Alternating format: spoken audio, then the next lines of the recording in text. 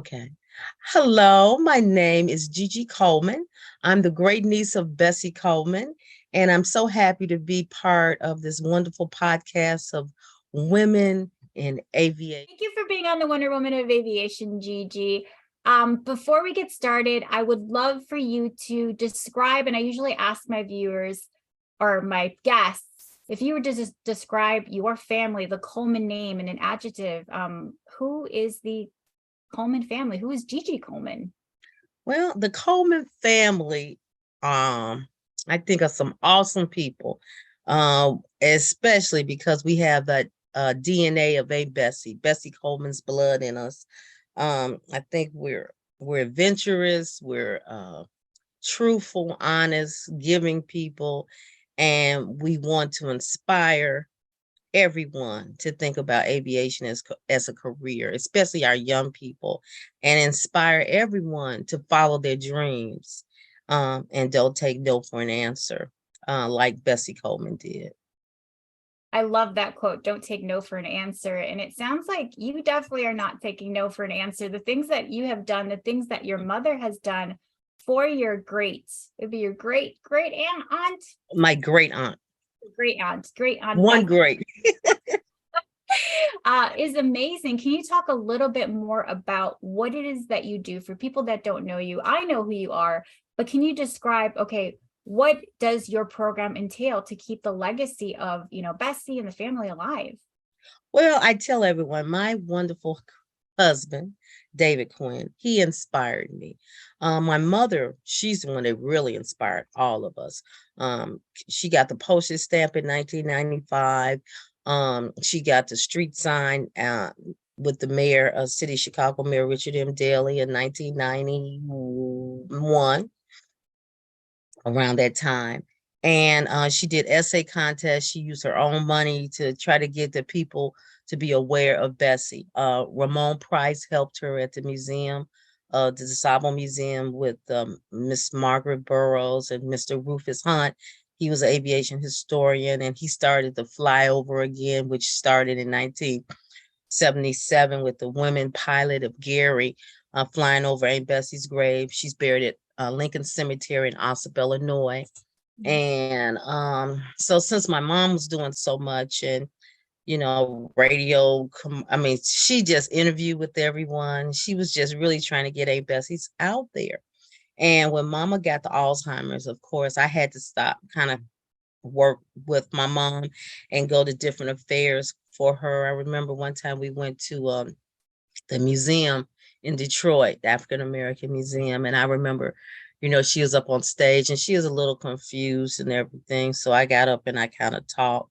And ever since then, I kind of was helping her be like the spokesperson for the family, because that's what my mother was. And when she died, my husband was like, well, who's going to keep the legacy going? I'm like, I don't know who's going to keep it going. It ain't going to be me. I mean, I'm not into all that. And so he said, well, you need to do something. So then I decided to do this one woman show. I am so glad to be on the ground. It's been a long flight. Oh, my name is Bessie Elizabeth Coleman. I was born January 26, 1892 in Atlanta, Texas. I was the 10th child of 13. My mother is Susan Coleman and my father is George Coleman. They have been married 17 years. At the age of 2, my father moved us from Atlanta to Waxahachie. Waxahachie was an industrial. I had a little script, and I remember what my mother told me. I remember what my granny told me. And I remember, little things like Jerry Taft coming to the house. He used to work for Channel 7 News, the weatherman, and different people would come and interview my granny. And I remember her sitting on that little red couch and talking about Aunt Bessie and, and everything. And my mother, people would come in and interview her. And I remember her talking, and I remember people asking about Bessie to her. Doris Rich, she wrote a book, one of the first books about Bessie. And they called her Queen Bess. And she came, interviewed my mom, and she went all over different places, where Aunt Bessie traveled, where she went to, down in Waxahachie. And I wrote out my little script based on all this stuff. And then books that, my Annie Lois Patterson, she was Bessie Coleman's sister. So she wrote the first little, wasn't a book, it was like mostly like a pamphlet about her sister and stuff. So I looked at that and saw all the little details. I put that all in my little script, and then I made up some stuff. It was a hit. My first show was at Villa Park Public Library, and they thought I had been doing this for years. And they said, "Well, how long have you been doing Bessie?" I said, "Oh, a couple of years." I hate to say lying through my teeth. That was my first show. That was in 2013. And so then after that, I was going all over to air and space museums. I would call them. They were like, "Oh yeah, we would love to come." Don't get me wrong, other people were doing Bessie, but Dr. Chamberlain, she was telling me, "Gigi, you are the DNA. And if anyone wants to hear about Bessie, they want to hear from a family member, a relative, and you're the living relative." And so I got a lot of people wanting me to come out and do performances and tell her story. Schools, libraries, museums. I've been everywhere. So I dress in character and I tell her story. I think it's better than having a lecture. Anybody can come out and talk, but when you see the person in character and they're telling the story, it makes you feel that you're part of the story. And I think that's what really excites the people and get them really motivated about Bessie's story, especially the young kids, because I do it for high school, grade school, just everybody. So then after that, I decided to do this aviation program. My husband said, "Why don't you do aviation?" I said, "I don't know nothing about aviation." He said, "You ain't got to know anything about aviation. You can run an aviation program. Just get someone to help you." So I got two teachers, Mr. William Cummings, he's an aeronautical engineer, and Mr. Derek Henry, and he's an aviation teacher. And he taught out of New York for over 30 years, but he was part of, when I was growing up, part of working with my mother and the Dodo chapter of the Tuskegee Airmen in Chicago. And so he would always be at the graveside filming when we were when they were doing the flyover. So I met him one day when I was fixing to do a show at the Woodson Public Library. He was in town. He said he had moved back to Chicago. And we just hit it off. I told him what I was doing. He said, "Oh, I would love to help you. I told your mother I would always be supportive of whatever you did." I was like, "Okay, well, come on." So I started the program. So the program started everything started 2013. Okay. And I've been going ever since. Wow. I think that's amazing that you're continuing the legacy on. You've done so much. You're carrying that torch that your grandmother, your mother kind of started with. I'm going to take it a little back because I've been doing my own little research. So your mother was Marion Coleman, and her mother was Bessie's sister, obviously. Georgia Coleman. Georgia Coleman. And I think there was in a book, like, even Georgia seemed like she was a character as well. Like she had mentioned in one of the stories that your great aunt Bessie had asked her to jump out of a plane or something like that. Can you do you know that story? I'm like, I remember I remember my mom telling me about it because she was telling Miss Rich about it, that she asked her to jump out the plane, and my granny was like, "Nah, you crazy? I'm not doing that." But my granny, she should have never told her that she was gonna do it. So Bessie ended up having to do it or hire somebody to do it or whatever. But my mother, she was just saying, Aunt Bessie just had so much drive and determination, to do whatever she wanted, and she had character. And it's very rare that you find that, because I know a lot of people, they do a lot of stuff that they do, to get ahead. But Aunt Bessie, she had morals and values. So that was so important to her. And it sounds like those morals and values and that, like, she had a very strong personality, obviously down that family lineage between, your aunt, your mother, your grandmother, and even yourself. So everything that you've done has been just definitely courageous. And I've been watching you for the past, we met each other just this year, but I've learned so much about what you've done to keep her name alive. So most recently there was a doll, right? That was oh yeah. Let me see if I can get the doll to show you guys. The doll. So that Barbie created this doll of your great aunt. Barbie. my Here gosh, she is. amazing. Here is Bessie. Oh, that is amazing. She is so pretty. So did you have a role in that, or can you tell us a little bit about the process? Like, did they approach you, or did you approach them, or how did that work? Well, a long time ago, I had reached out to Mattel to ask them, and also American Dad, about doing something for Bessie, but no one was interested. But that was, 10 or 15, maybe 10 years ago or something like that. And nobody was interested. So then all of a sudden, they call and said they want to do a Barbie doll. And I was like, what? A Bessie Coleman Barbie doll? I was just so thrilled. They sent me these doll heads at the house, and I had to pitch out the various color, or which color would fit with Bessie. So I picked out the doll head, but then that was really all my part. And it was just so inspirational because she's part of that Inspiring Women series that they have. And they said they picked her because she is very inspiring to young people and to everyone. And her courageous, her dynasty and everything, she just illuminates. And so that's why they picked her. And I was just so proud to be a part of it. And they did this for her birthday. They gave the American Airlines, worked with Mattel, and they gave everybody a doll on this flight from Dallas to New York, Brooklyn. And people were surprised. They didn't know they were going to get this doll, but everybody's like, who is this? But some people knew about Bess, but some people didn't. So this is the package that everybody got in there on their chair. They got a doll. They got a Bessie Coleman. Oh, there's more? Oh, They got a Bessie Coleman coloring book. You can see it. yeah, I can see it. I need to order. And they got American Airlines gave everyone an airplane. That is so adorable. And then they got the Bessie Coleman doll.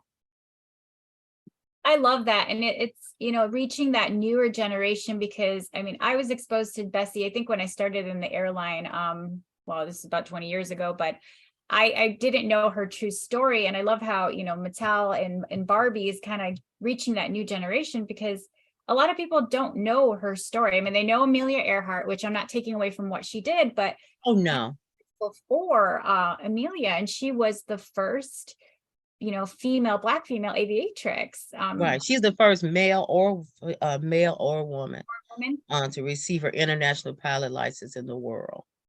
So And she's the first Black person to fly in the United States. and I think, the fact that I just think that part of history continues, and we need to continue to expose the future generations to who and what Bessie was. Oh yeah, that's why it's so important. Like with our aviation program, we teach not just aerodynamics about aviation, but we teach the history of how airplanes started with the Wright brothers, the balloons, everything. Then we teach about the various careers that you can go into. And so it's so important. So we have people like yourself who come and talk to our students about various careers in aviation, what you do, what your husband does, because these kids are not exposed to that. And if they're not exposed, they don't know what's out there. You go to the airport, some of these kids have never even been to an airport. So when they go, they're like, oh, Miss Coleman, this is like a mall. I'm like, a mall? But then it is like a mall, it got everything in there. Right. If you're not exposed to that world, I mean, me personally, like my mom was in aviation, but not like because my husband, for those that know me, does aerobatics. But when I first was exposed to like air shows in general, I'm like, you're right. You're like in a whole foreign world. You're like, this existed. Like, I can only imagine what your students feel. Oh, yeah. And then I feel it too, because I wasn't exposed. My mother really didn't encourage me to even go into aviation. And I understand now, because African Americans it wasn't acceptable even back in the times when I was growing up for African Americans to be involved in that. Well, that's one thing I wanted to ask you, like, what was your aviation? Because obviously you're teaching in a way, you're in an aviation school, but growing up, you heard the stories of, your Aunt Bessie. Did you ever have any interest, like, I want to learn to fly? Well, I did apply. I never forget. I was in college and I did apply to be a flight attendant. I remember. And I'm trying to remember what airlines it was, back in the day. But I want to say Southwest, but it wasn't Southwest. It might have been Pan Am. You know Oh what I'm saying? It was one of them older.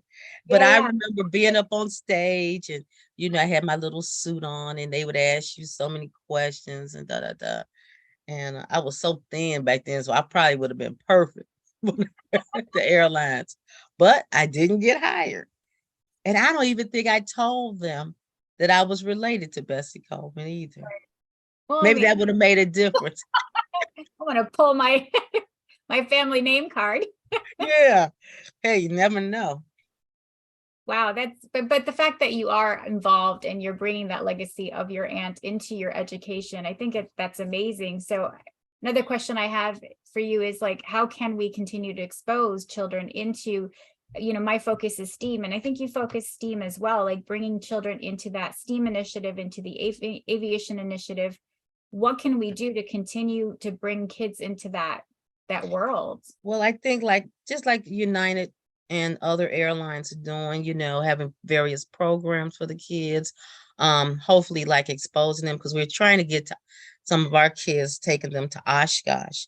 I know United sponsors, that. And so we want some of our little aviation students to apply to get to that experience because they get to go to these well air shows and they get to see all this stuff, and it does something to the mind. It opens up their mind to think about the possibilities, and and United and all these other American and Southwest, they're inspiring our youth to think about that because the baby boomers are retiring, so they need air traffic controllers. They need mechanics.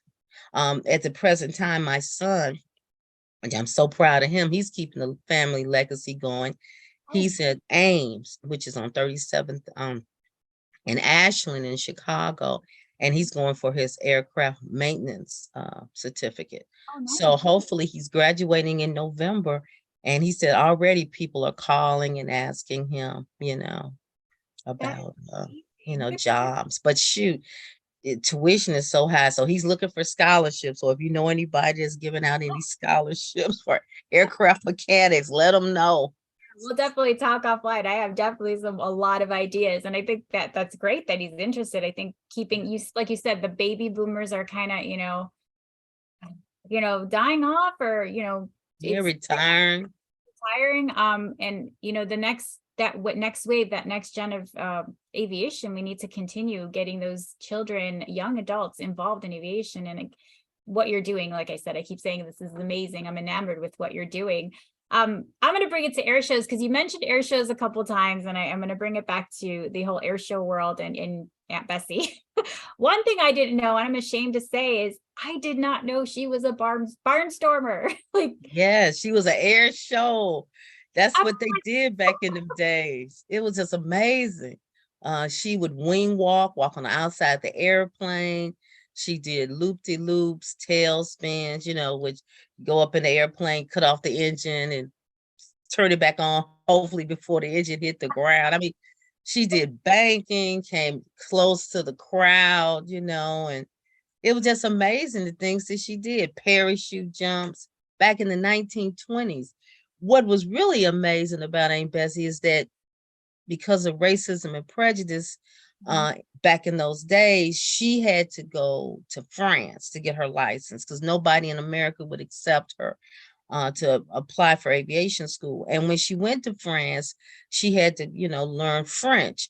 Not only did she have to learn French, but when I went over to France, I found out that all her lessons were in French. So she had to learn how to speak it, read it, and write it. And I'm like, God, she must have been a genius. yeah. It's just amazing what she went through and what she accomplished. And when we went to France, we did her 100th anniversary. And it took 100 years for people to really recognize her. She got inducted to the National Aviation Hall of Fame in 2006. which was, a beautiful accomplishment. But like over in France, they just loved her there. In Roux, where the Credon school is, where she went to school, it's a museum now. And so the mayor of Roux, he renamed an all-girls school Bessie Coleman School there. In Abbeville, they named it's an FBO there, and they named one of the classrooms a Bessie Coleman classroom. And we went everywhere she went. We went where she ate, where she slept at the hotel. They opened up the doors for us, which was normally closed on Wednesday, but they let us come. It was like 11 of us, and we ate there where she ate. We went on the white sand LaCroix Latoy, where she learned how to fly, take off and landings. They have a big plaque up there about Bessie. Then they have a street named after her over there in LaCroix Latoy. And then when we went to Abbeville, the flight school, the people were so nice and so kind. They took us up on her flight plan that she did when she was over in France. And the lieutenant governor and the mayor of Abbeville, they all gave us medals and gave me really the key to the city, and it was just an honor. It was an honor. I was just gonna ask how that amazing that must have felt to walk the same steps, go to the same places that, Oh, I cried. I cried. I got so emotional. I met can't think of the name. Miss Palsy. She was the first Black female director ever. And I met her because she's been talking about she wanted to do a movie about Bessie, and other people want to do movies, which is fine. But when I met her, she showed me a picture of my mother and her in the living room. And it just brought me to tears because I know my mom would be so overwhelmed like I was, and so happy that Aunt Bessie's getting the recognition and how people loved her so much over there. And now the Americans are recognizing her too. So it was really breathtaking. I mean, it's better late than never, but everything that I've seen, like I said, the doll, the coin, the stamp, the streets, even France, it's amazing that they're still honoring the legacy of Bessie, which, wow, that story in itself is inspiring. And the coin, oh yeah. I really thank the Mint Department for everything. Thank the Secretary of Treasury, Miss Yu. I thank her for everything she's done. I helped design the coin, which was such a wonderful experience.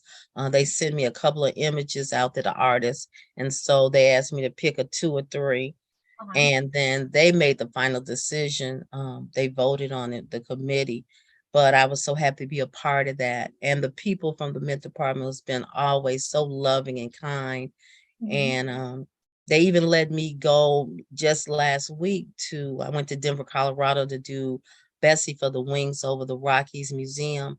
And while I was there, I went to the Mint Department and I got to see them make the Bessie Coleman coin. And I actually got to press the button and I made a Bessie Coleman coin.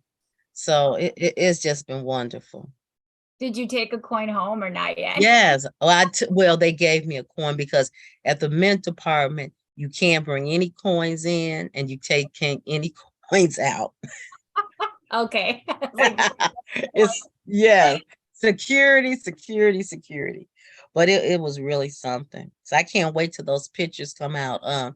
They took the pictures, so hopefully they'll come out and be on, I guess, on their media blog or whatever. But when it's coming out, or it's already out, but is it? Yeah, I don't know when those pictures are, but yeah, the coin is already out. We were in Denver, and while we were in Denver, my husband went to Walmart, and the girl gave him change, and she gave him a Bessie Coleman quarter. Oh my gosh, I need to look. I don't think I've seen it yet. Yes, I'm trying to see if I have one with me. It's gonna be my next. I'm like, is this a coin? Is this a coin? Is this? Yes. I don't have it with me, but yeah, it's beautiful. Wow. Okay, taking it back to the history. I know I go back and forth. I'm like all over the place. I'm so excited to talk to you. Is there a most memorable moment or a story that still resonates with you growing up, of hearing of, you know, the history, the story of your aunt, or just in general in the family? Is there something that still sticks with you to this day that you can share with us that's been so impactful for you? Well, you know, I guess what I think about is my granny, my grandmother. Um, my memory of her is her sitting on that, you know, that couch Mm, and talking to the media about her sister okay. and the impact that I was just a little child. I had no idea what the impact of was. Mm, And even being little, and the whole family of my cousins, Vera Jean, Ramsey's kids, Yo-Yo, Yolanda, and all of us, when we were little, growing to the gravesite. yeah. And when the flowers would be dropped, how we would just run, you know, and pick them up. And they said, well, take them to the grave, take them to the grave. And we would take them.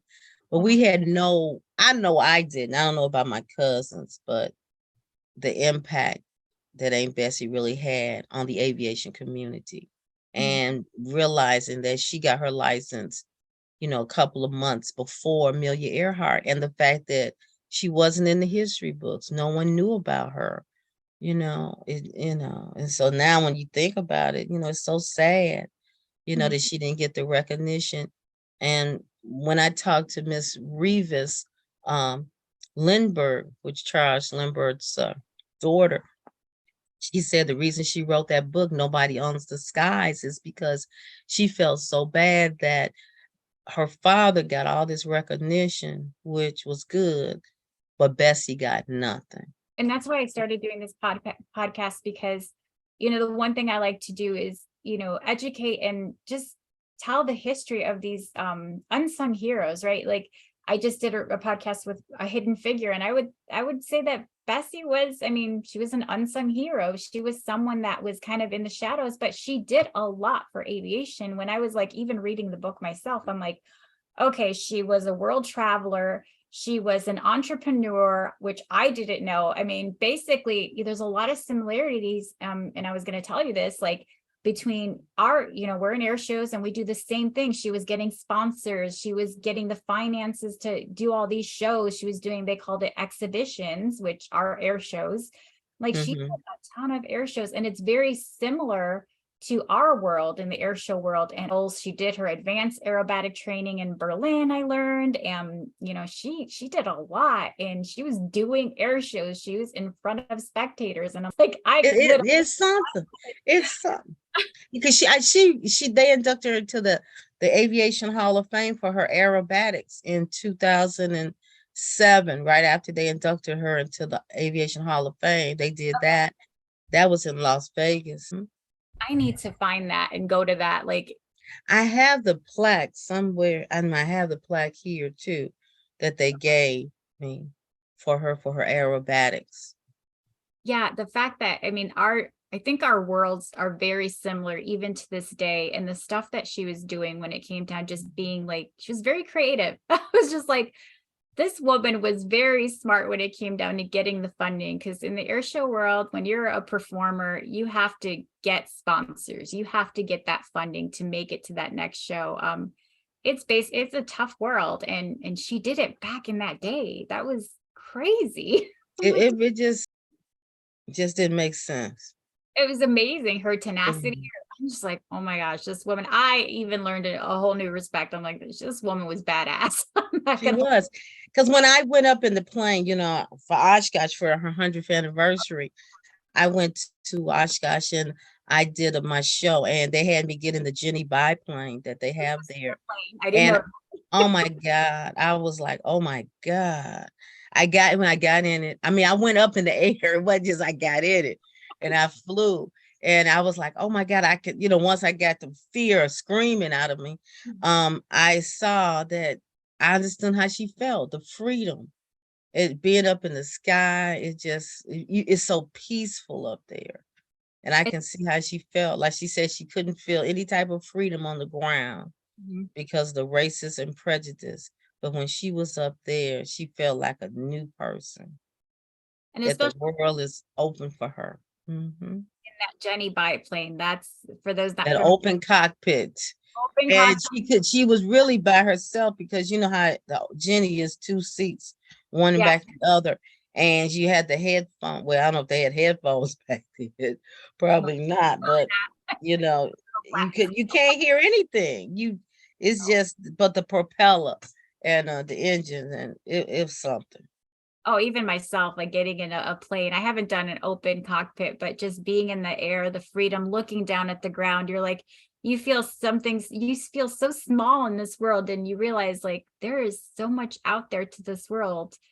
We're just small little specks in this great big universe, which I can only imagine how, your aunt felt. Yeah. And that's what Mae Jameson said. She took Aunt Bessie's picture up with her when she went to the moon because she felt that she said that told my mother that Aunt Bessie was her inspiration. Oh, we've got to get a hold of Miss Jemison. That's the next goal. Yes, yes. Uh, if your aunt were still around or here, what do you think she would say to this generation? Or it's a deep question, but I mean, It is a deep question. if she were to see, like, she inspired so many people, she basically spearheaded and broke the glass ceiling for a lot of aviators, especially Black women aviators, minority. She definitely is a role model. How do you think she would maybe feel about that? I don't really, it's hard to say. I mean, I think she'd be so excited, so proud that the young people are starting to think about aviation. I think she would kind of say, the youth need to get themselves together and realize that they're our future. And, the baby boomers are dying, the parents, are not going to be around. So you got to try to start thinking about your life and achieving some goals in your life. Because a lot of the young people, I don't, they just live for the moment. They don't realize the impact that they can have on society in a positive manner. And a lot of the kids are doing great things. And, a lot of the news media, they don't really show that. They only showcase a lot of the negativity. But if they would showcase more of the positivity of what young people are doing, maybe that would be a better thing to inspire the young people to do positive things. But I think Aunt Bessie basically would be very proud. I know when I went to the Bessie Coleman School in Portland, Oregon, and in Jacksonville, Florida, that see the kids' faces, and they were so proud to be going to the Bessie Coleman School, and they tell me how Bessie has inspired them, and it means a lot to them, and they're learning about Aunt Bessie and the history of not just her, but other African Americans and other aviation icons. So it's a good thing. Yeah, that's great. And the fact that there's not just one, but there's several schools out there in her name. And that was one of her goals throughout her life, was to continue the legacy, to continue teaching, aviation in general. I didn't realize how many Bessie Coleman schools there were out there, including your aviation school, which is the Oh yeah, my little school. But then we had Sisters of the Skies. You got OBAC. You got AOPA. I mean, you got a lot of women in Taste of Aviation, Aerostar. We got so many various organizations that are trying to inspire our youth, which is a good thing. And I'm just one of the many, and I just want my program to be just to be out there to let people know that you can do whatever you want. And if we could help you, get scholarships or network with people, that's what our mission is to do, is to help our young people get some of these wonderful jobs in aviation. So definitely the resources are out there. The opportunities are out there. There's a montage of different organizations like yourself. So if someone wants to, how can they find you if they want to support the organization, be a part of the organization? How can they reach you? Okay, well, they can go to our website, which is www.bessiecoleman.aviationallstars.org, O-R-G, or .com. And they can go on Facebook and find me. They can go on YouTube, because we're out there. We're open to the public. So, and we accept any any donations that will help us, because aviation is such a expensive field.